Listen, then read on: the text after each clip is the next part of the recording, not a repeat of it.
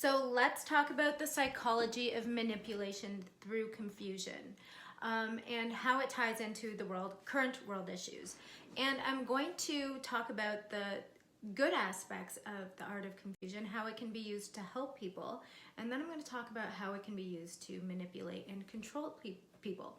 Now, I briefly touched on this subject in two of my previous channeled videos where I spoke about how we're entering times of chaos, confusion, and uncertainty, and how people are going to be looking everywhere in their environment to grasp onto some kind of structure and safety for their mind. So they're going to be taking on various belief systems, and through this, a lot of false prophets will be arising.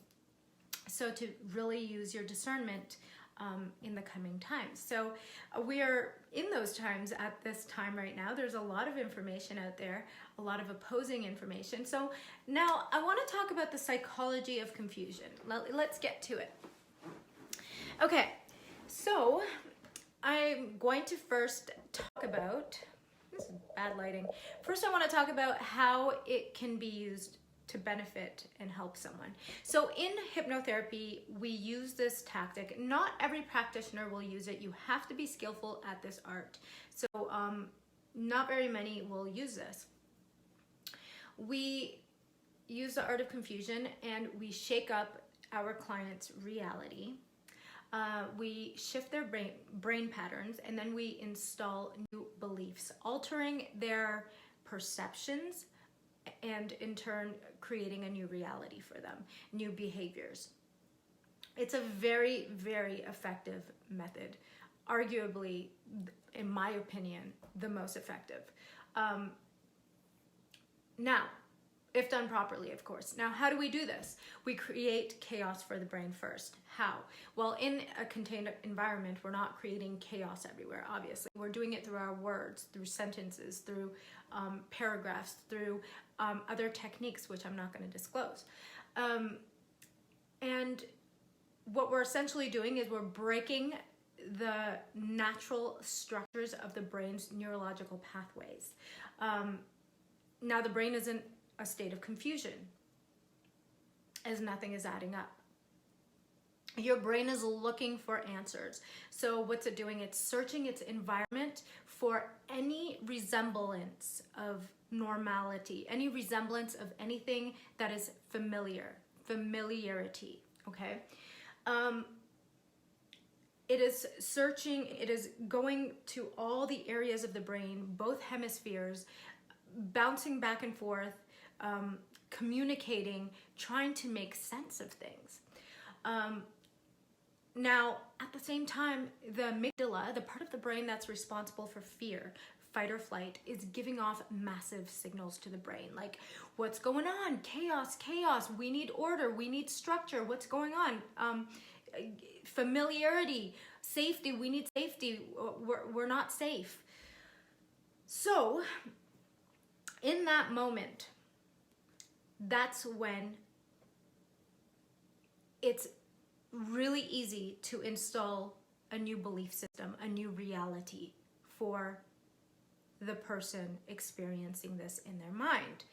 Now, obviously, when we're working with when a hypnotherapist is working with their client, there's rapport there, there's trust. We will never work with someone if there's uncertainty within the rapport.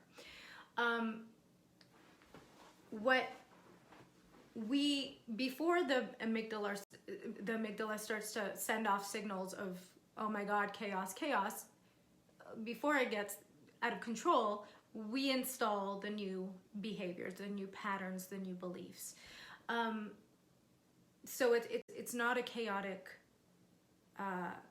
procedure, let's just call it. Now, how is this used for evil? Well, what are my points here? Let's talk about gaslighting, for example. Gaslighting is an effective tool to strip away the victim or recipient's sense of reality. It makes the recipient or victim question their reality and the validity of their beliefs. of their reality. It makes them insecure, and it brings up feelings of unworthiness. And when that happens, it makes them feel as their version or model of reality is insignificant. Their beliefs are insignificant. And through that, they submit themselves they surrender themselves, their power, to the controller. And then it becomes a control abuse dynamic. Now, this can happen between two people. This can happen between like a boss and his or her people. This can happen in politics. This can happen on a world scale, society. This can happen in a neighborhood. It can happen. So we're just taking the concept and then just enlarge it, right?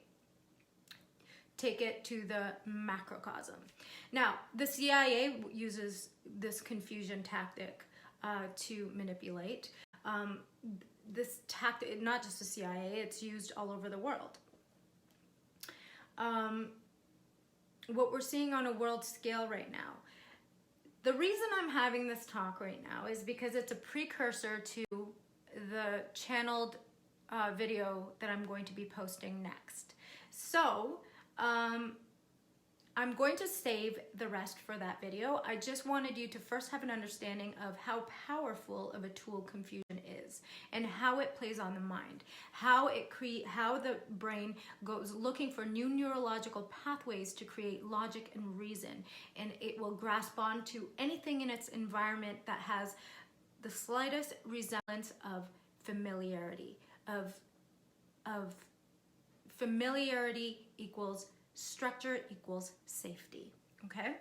So very important to know this before you listen to my channeled messages tomorrow, because I will be getting into the conspiracy and what is happening.